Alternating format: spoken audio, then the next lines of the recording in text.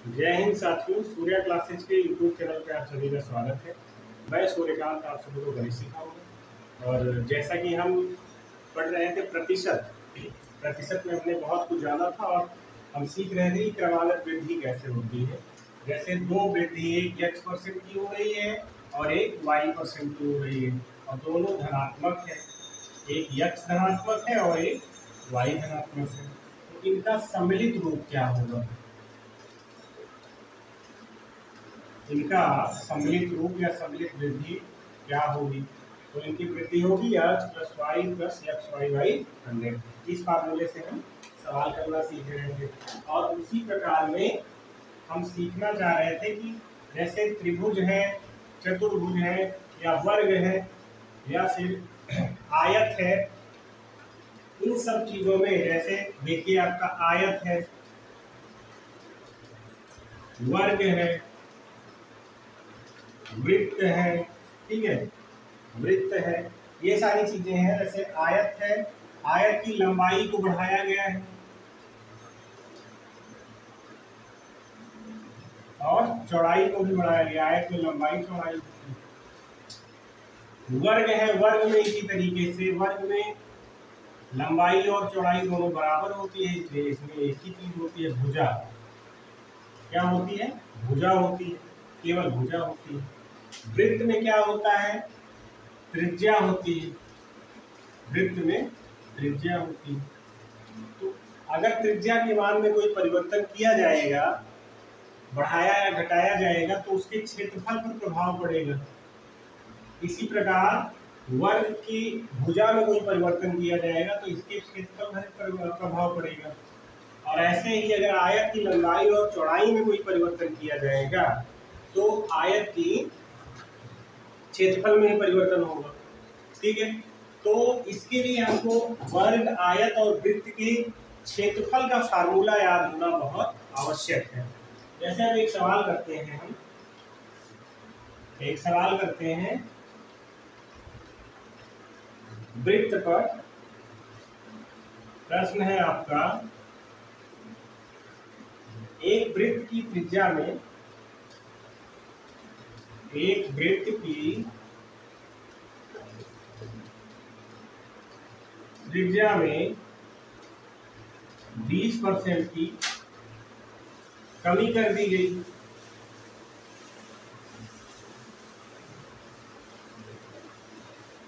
एक वृत्त की त्रिज्या में 20% की कमी कर दी जाए या कमी कर दी गई, तो उसके क्षेत्रफल के मान पर, तो उसके क्षेत्रफल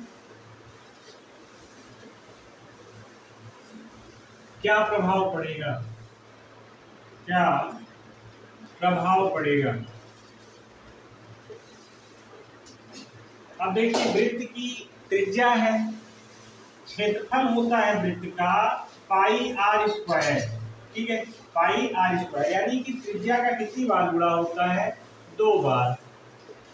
अगर एक बार 20% कमी हो रही है, 20% कमी हो रही त्रिज्या में, 20% और 20% 2 बार कमी होगी।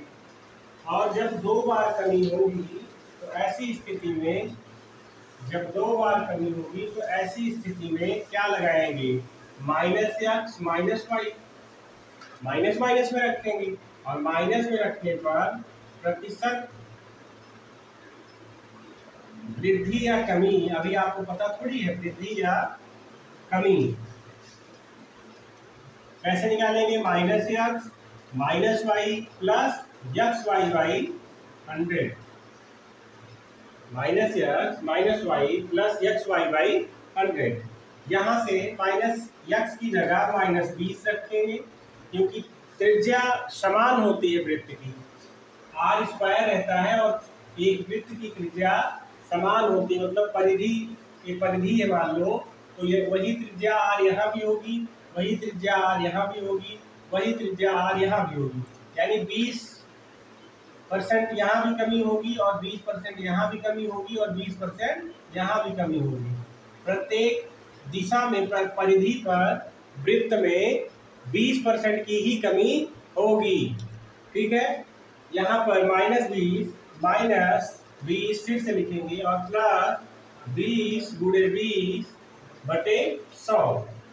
एक शून्य से एक शून्य, एक शून्य से एक शून्य, कैंसिल हुआ। अब माइनस माइनस ये जुड़ जाएगा, -40 हो जाएगा और ये हो जाएगा 4। ये बचा -36। माइनस सिंबल जो है, निगेटिव सिंबल, ये दर्शाता है कि 36% की कमी की जाएगी। 36% की कमी इसमें, क्षेत्रफल में। तो प्रश्न को पढ़ते हैं एक बार, प्रश्न को एक बार पढ़ते हैं। एक वृत्त की त्रिज्या में 20% की कमी कर दी गई तो उसके क्षेत्रफल पर क्या प्रभाव पड़ेगा। तो क्षेत्रफल प्रभाव पड़ने के लिए यही वाला फॉर्मूला लगाएंगे, -x - y + xy/100। x और y दोनों जगह पे 20 रखेंगे और चूंकि कमी की जा रही है इसलिए इसका निगेटिव मान रखेंगे। यहाँ तक कोई दिक्कत नहीं होनी चाहिए। इसमें 36% की कमी होगी, 36% की कमी होगी यहाँ पर।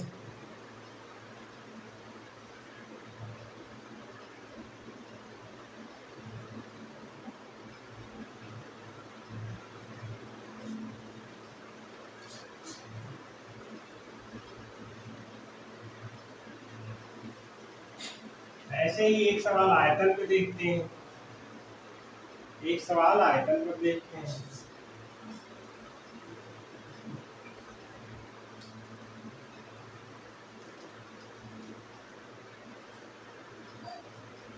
एक कमरे की लंबाई, एक कमरे की लंबाई, चौड़ाई तथा ऊंचाई,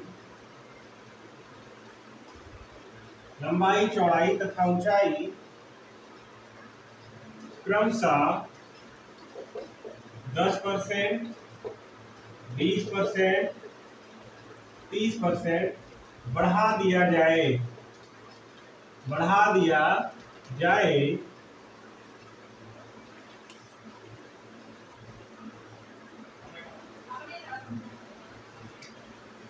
एक कमरे की लंबाई, चौड़ाई तथा ऊंचाई क्रमशः 10%, 20% और 30% बढ़ा दिया जाए तो कमरे का आयतन, कमरे का के आयतन पर क्या प्रभाव पड़ेगा, क्या प्रभाव पड़ेगा। अब देखिए, आयतन, कमरे का आयतन आयताकार होता है। आयतन कैसे निकालेंगे? आयतन निकालने के लिए लंबाई गुणे चौड़ाई गुणे ऊंचाई किया जाता है। यानी ये किया जाएगा कि यानी 10% मल्टीपल 20% मल्टीपल 30%, ऐसा ही तो किया जाएगा। अब यहाँ पर क्या होगा कि हम लोगों ने फार्मूला जो पढ़ा है उसमें दो ही संख्याओं को करते हैं, x% पे y% पे। तो जब x y का निकाल लेंगे यानी 10 और 20% में कितनी वृद्धि हो रही वो निकाल लेंगे और फिर जो जितना आएगा उसके साथ 30% को जोड़ लेंगे। करते हैं फिर 10% तथा 20% की वृद्धि प्रतिशत क्या होगा, वृद्धि प्रतिशत निकालिए। 10 + 20 + 10 गुणे 20 बटे 100, 0 0 0 0, ये हुआ 10 और 20 30, 2 32 आ गया। क्या आ गया? 32% की वृद्धि हो रही है 10% और 20% बढ़ाने पे। अब क्या करेंगे? 30% तथा 32% की वृद्धि प्रतिशत, इसका वृद्धि प्रतिशत निकालेंगे। चलिए 30 + 32 + 30 गुणे 32 बटे 100। अब काटिए इसको, 0 से 0 कैंसिल होगा और ये जुड़ेगा तो ये 30 30 60 2 62 प्लस इसको जोड़िए 3 × 6 और 3 × 3 = 9 यानी 9.6। अब जोड़ने पे 0.6 ये आएगा इधर और 9 2 11 की 1 और ये 6 7 यानी 71.6% की क्या हो रही, वृद्धि हो रही है। 71.6% की वृद्धि हो रही है। 71.6% की वृद्धि हो रही है। यहाँ तक कोई समस्या नहीं होनी चाहिए। ठीक है। ऐसे ही बेलन पे करेंगे, बेलन और शंकु पे। तो बेलन और शंकु पे करने के लिए बेलन और शंकु का आयतन या फिर जो भी पूछेगा वो पता होना चाहिए आपको, ठीक है।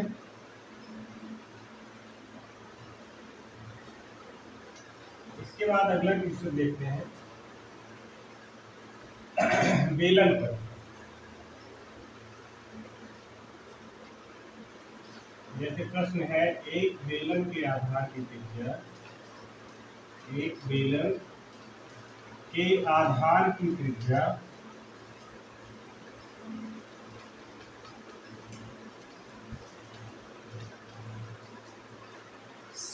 को 100% बढ़ाया गया।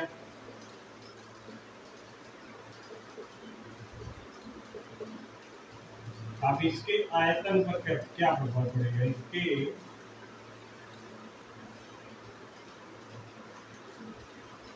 आयतन पर क्या प्रभाव पड़ेगा? अब जो है बेलन के आधार की त्रिज्या आपको दी गई है और इसमें प्रतिशत वृद्धि या प्रतिशत कमी बताना है आपको। बढ़ाया गया है तो प्रतिशत वृद्धि ही होगी। इसके लिए आपको बेलन का आयतन मालूम होना चाहिए। बेलन का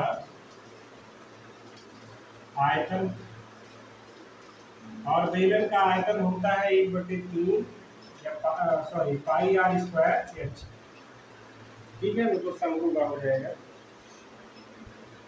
बेलन का आयतन क्या होता है? पाई आर स्क्वायर एच। अब देखो यहाँ पर आर स्क्वायर है, 2 बार है, आर 2 बार है, ठीक है।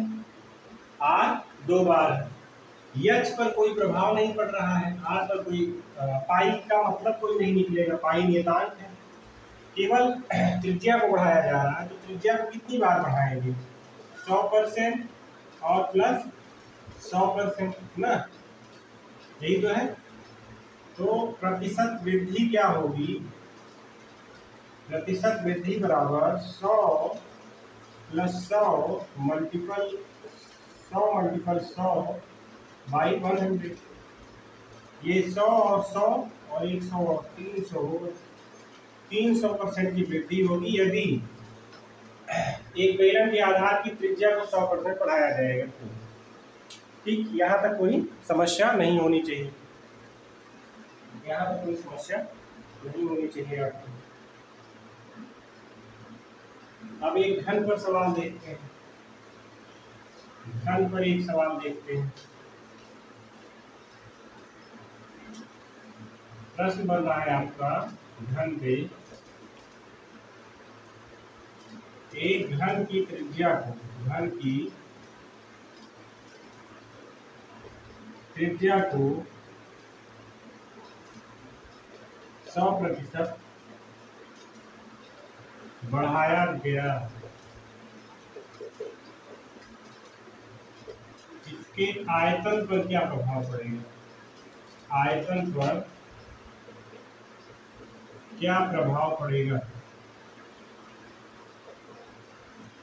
इसके आयतन पर क्या प्रभाव पड़ेगा? अब घन का आयतन होता है भुजा का क्यूब। घन का आयतन क्या होता है? घन का आयतन होता है भुजा का क्यूब, यानी 100%, 100% और 100%, 3 बार बढ़ेगा ना, 100 3 बार। और हमें फार्मूला 2 का ही पता है, एक्स और वाई मान के लगाते हैं। तो पहले 100% तथा 100% की वृद्धि देखते हैं कैसे ज्ञात करेंगे। इसको ज्ञात करने के लिए 100 प्लस 100 प्लस 100 मल्टीपल 100 बटे 100 ऐसा करते हैं। 100 से 100 कैंसिल होगा, ये कितना होगा? 300। पहले 200 का मतलब 100 और 100 का प्रतिशत वृद्धि कितना आया? 300% वृद्धि आ रही। अब 300% वृद्धि तथा 100% की वृद्धि, इसको निकाला जाए। कैसे निकालेंगे? 300 प्लस 100 प्लस 300 मल्टीपल 100 बटे 100। 100 से 100 कैंसिल हो जाएगा। 300 एक 400 और 3 यहाँ पर 4 3 700, कितना हुआ 700।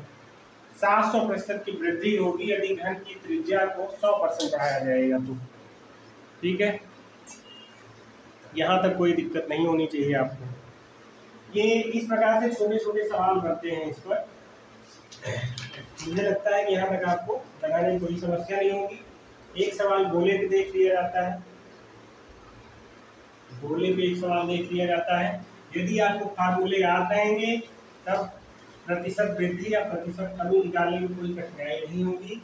और ये प्रतिशत वृद्धि या प्रतिशत कमी कैसे निकाली जाएगी, इसको निकालने के लिए सूत्र याद होगा। और सूत्र कहाँ से याद होगा, तो सूत्र आपको मेंसुरेशन चैप्टर जब भी पढ़ाया जाएगा, मेंसुरेशन, तो वहाँ पर बेलन, शंकु, घन, घनाभ, ये सभी चीजें मतलब 2D और 3D दोनों बताई जाएंगी।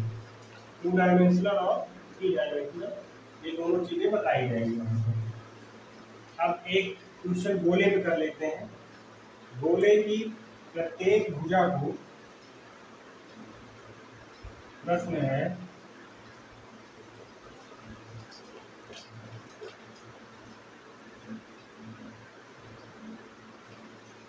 गोले की प्रत्येक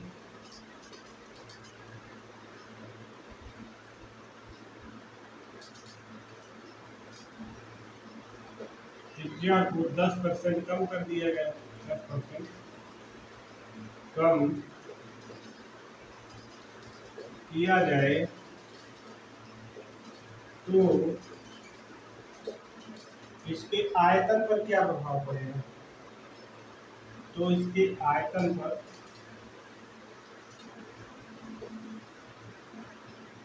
क्या प्रभाव पड़ेगा। अब गोले का आयतन क्या होता है, गोले का आयतन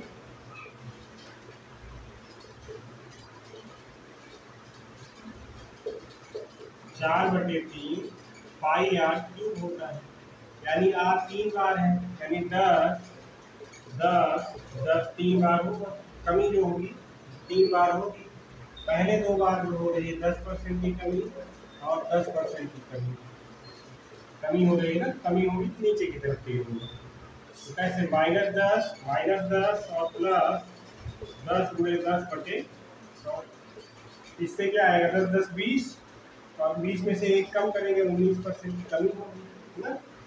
अब 19% की कमी और 10% की कमी, इसको देखते हैं क्या होगा। 19 -10 + 19 गुणे 10/100 कैंसिल होगा।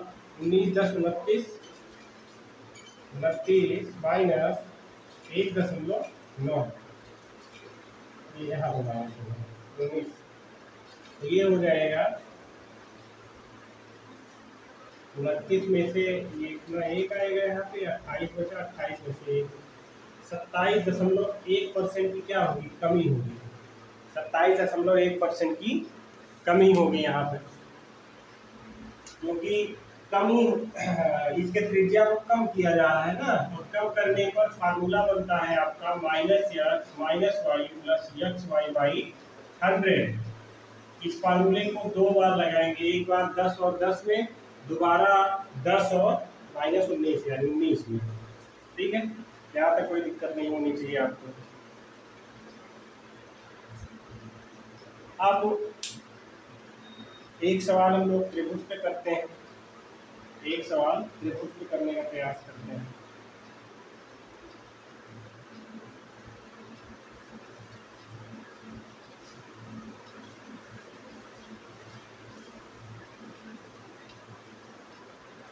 एक सवाल त्रिभुज पे करने का प्रयास करते हैं।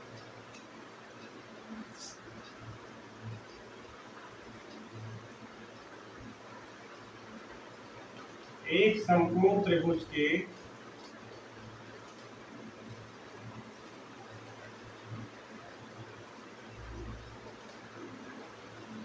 आधार को 20% कम कर दिया गया, 20% कम कर दिया गया।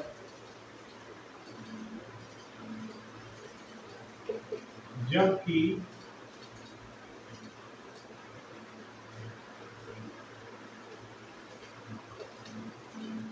उसकी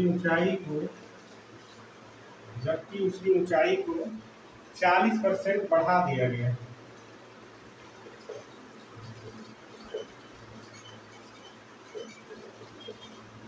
40% बढ़ा दिया गया। अब इसके क्षेत्रफल पर क्या प्रभाव पड़ेगा? क्षेत्रफल पर क्या प्रभाव पड़ेगा? अब इसमें प्रतिशत वृद्धि या प्रतिशत कमी ज्ञात करने के लिए आपको समकोण त्रिभुज का क्षेत्रफल क्या होता है ये पता होना चाहिए। समकोण त्रिभुज का क्षेत्रफल ये होता है 1/2 आधार हुए ऊंचाई, यहाँ तक कोई समस्या नहीं होगी। आधार की कितनी कमी की जा रही है? 20% की। नियतांकों से कोई मतलब नहीं, जैसे 1/2 है तो इससे कोई मतलब नहीं है। और फिर ऊंचाई में कितनी की वृद्धि की जा रही है? 40% की। चलिए करते हैं। 20% की कमी की जा रही है, -20 प्लस 40 की क्या की जा रही है? बढ़ोतरी की जा रही है, -20 गुणे 40 बटे 100। 1 शून्य से 1 शून्य, 1 शून्य से 1 शून्य कैंसिल हुआ। अब यहाँ पर 20 बचा, 40 में से 20 गया, 20 चिन्ह बड़े का लगेगा और माइनस यहाँ पर 4 दूंगा 8 आया। ठीक, तो 20 में से 8 घटाएंगे 16% आएगा और 16% की क्या हो रही है? वृद्धि हो रही है, क्योंकि चिन्ह जो है वो पॉजिटिव है तो 16% की क्या हो रही है? वृद्धि हो रही है। सॉरी, 20 में से 8 को घटाएंगे तो यहाँ पर 12 आएंगे, 12% की क्या हो रही है? वृद्धि हो रही है। ठीक, यहाँ तक कोई समस्या आपको नहीं होनी चाहिए, यहाँ तक कोई दिक्कत नहीं होनी चाहिए आपको। इस प्रकार से हमने बेलन को देखा, शंकु देखा और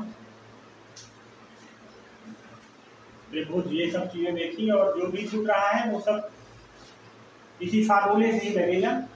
यहाँ तक कोई समस्या नहीं होनी चाहिए आपको। और ये प्रतिशत वृद्धि और प्रतिशत कमी, इस टॉपिक को हम लोग यहीं पर क्लोज करते हैं। इसके आगे जनसंख्या के सवाल बनते हैं। जनसंख्या पर सवाल बनते हैं। जनसंख्या पर किस प्रकार से सवाल बनते हैं? एक सवाल ऊपर देख लिया जाता है।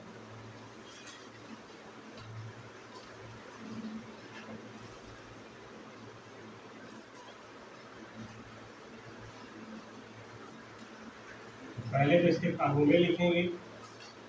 जनसंख्या पर आधारित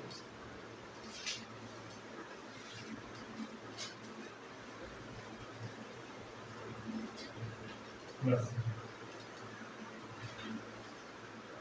यहाँ पर कुछ दो चीजें पूछी जाती हैं, जैसे यदि वर्तमान जनसंख्या P है, P फॉर पॉपुलेशन, P तथा वृद्धि दर क्या है? R है। वृद्धि दर क्या है? R है। तो दो चीजें बनती हैं, एक यंग वर्ष बाद की जनसंख्या और दूसरा बनता है यंग वर्ष पहले।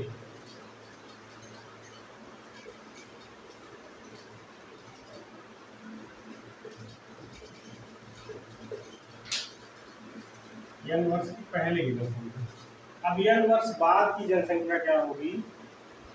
यंग वर्ष बाद की जनसंख्या P1 प्लस R/100 की पावर n, और यंग वर्ष पहले की जनसंख्या होगी P/1 प्लस r/100⁻²।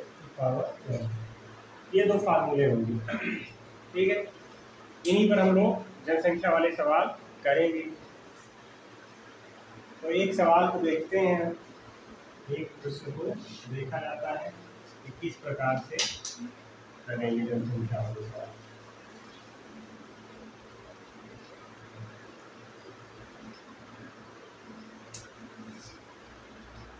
प्रश्न है आपका,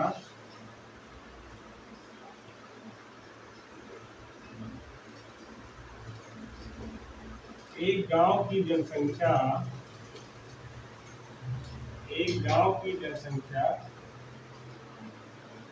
4500 है।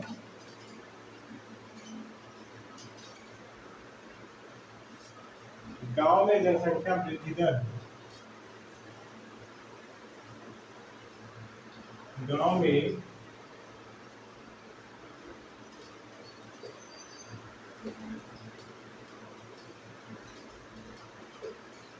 जनसंख्या वृद्धि दर 20% वार्षिक है। क्या है? 20% वार्षिक है। तो 3 वर्ष बाद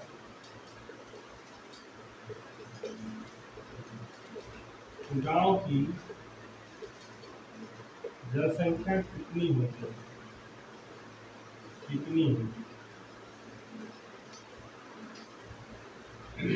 ठीक है, हम लोगों ने क्या पढ़ा था कि n वर्ष बाद की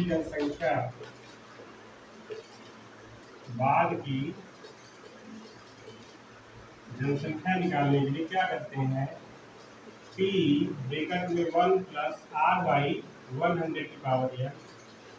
अब हम लोगों को सब कुछ दिया गया है। p का मान क्या है, यहाँ देखते हैं। p का मान है 4500, n का मान है 3 वर्ष, r का मान है 20%।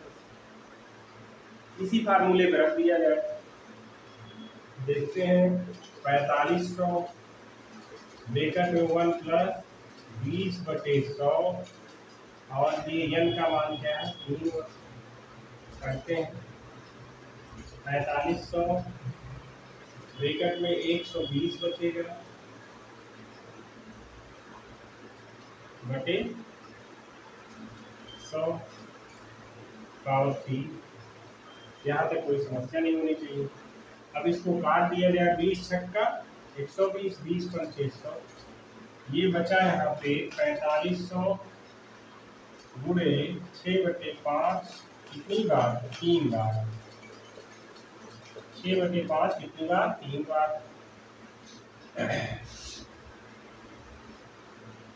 अब ये काट दिया जाए, 5 × 9 = 45, फिर 9 से काटें तो 5 से कितनी बार जाएगा, 5 × 5 = 40, फिर 5 से काटें तो कटेगा 5 × 15, 5 × 30। तो ये हो गया 36 गुणे 6 × 36 और गुणे 6, या फिर इसको कह सकते हो 216।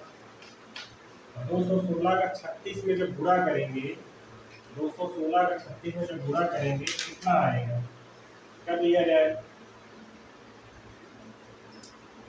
216 गुणा 36 में किया जाएगा, 6 × 36 के 6, 6 × 1 = 6, 9 और 6 × 1 = 18 और 6 × 1 = 18 के 8, 3 × 1 = 3 के 4 और 3 × 2 = 6। जब टोटल करेंगे 6 होगा, 8 और 9 17 होगा, 4 × 2 = 6, 7 होगा और यहाँ पर 7 ये होगा। गुणा करने पे आएगा 7, 7, 7 और 6। कितनी जनसंख्या होगी गांव की? ठीक है, कितनी गांव की जनसंख्या होगी। अब इसी सवाल को लगाने के लिए सब कुछ यही है, नियम भी यही लगेगा। देखते हैं कैसे लगेगा। इसीलिए कभी भी सवाल लगाने के लिए, कोई भी क्वेश्चन हो तो उसको लगाने के लिए जो मूल विधि होती है, मूल विधि को ही प्रयोग में लाना चाहिए। मूल विधि का प्रयोग हमने किया। अब एक लाइन में कैसे करेंगे, एक लाइन में, वन लाइन है। 4500 जनसंख्या है वर्तमान की, भविष्य की पूछा है, बाद की 3 वर्ष बाद की 20% वृद्धि हो रही है। 100 था 120 हो गया। कितने वर्ष बाद पूछा है, 3 वर्ष बाद पूछा है। एक लाइन में लगेगा नहीं लगेगा। अब इसको काट दिया जाए, 4 5 6 5 6 5, इसको काटेंगे पूरे को तो ये 36 आएगा। वही आया अंतिम वाली लाइन, 36 × 216। इतना करेंगे जब तो यही आएगा ऐसे एक लाइन में लगाने के लिए। ये होगा तरीका, ठीक है। यहाँ से इस प्रकार से क्वेश्चन बनते हैं। ये n वर्ष बाद का था, और n वर्ष पहले की जनसंख्या कैसे निकालते हैं वो भी देख लिया जाए। एक सवाल उसके भी देख लिया जाए।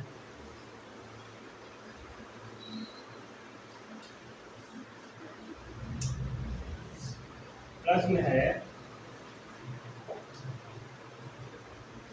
एक गांव की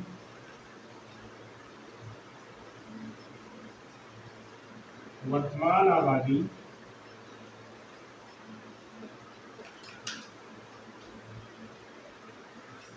21,600 है, ठीक है। गांव की जनसंख्या वृद्धि दर 20% कितनी है, 20%। तो 2 वर्ष पहले गांव की जनसंख्या कितनी रही होगी, वही होगी। पहले तो हम फार्मूले से लगाएंगे। क्या फार्मूला क्या बताया गया, n वर्ष पहले, n वर्ष पहले गांव की जनसंख्या, इसके लिए फार्मूला बताया गया P/1 +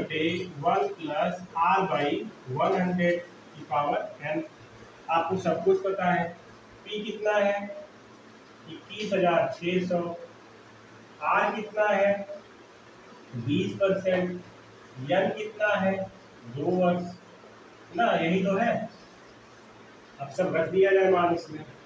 जब इसमें मान रखेंगे तो ये हो जाएगा P का मान कितना है, 21,600 बटे 1 + 20 बटे 100⁴ अब इधर देखेंगे तो ये 21,600 है बटे 120 बटे 100 है ⁴ 2। अब ये वाला जो है हिस्सा 100 वाला, ये ऐसा भी लिख सकते हैं इसको, 21,600 बटे 1 ना, और ये गुणे में चला जाएगा ऊपर वाला हिस्सा 100 बटे 120, ऐसा लिख सकते हैं। अब ये हो जाएगा 21,600 × 100 बटे 120 × 120। 20 × 5 100, 20 × 6 120, 20 × 5 100, 20 × 6 120, 36 और 36 × 216। 600 × 25 है और 25 × 150 होता है, ये हुआ 15,000। तो 2 वर्ष पहले गांव की जनसंख्या कितनी थी, 2 वर्ष पहले गांव की जनसंख्या कितनी थी, 15,000 थी, ठीक है। यहाँ तक कोई दिक्कत नहीं होनी चाहिए आपको। 2 वर्ष पहले गांव की जनसंख्या 15,000 थी। तो इस प्रकार से गांव वाले क्वेश्चन हो गए। अभी इसमें थोड़े क्वेश्चन और बच रहे हैं और लगभग परसेंटेज समाप्ति की ओर है। अब कुछ और सीखते हैं इसके बारे में अगली क्लास में, ठीक है। तब तक के लिए आप लोग बने रहिए सूर्या क्लासेस के साथ। Thank you.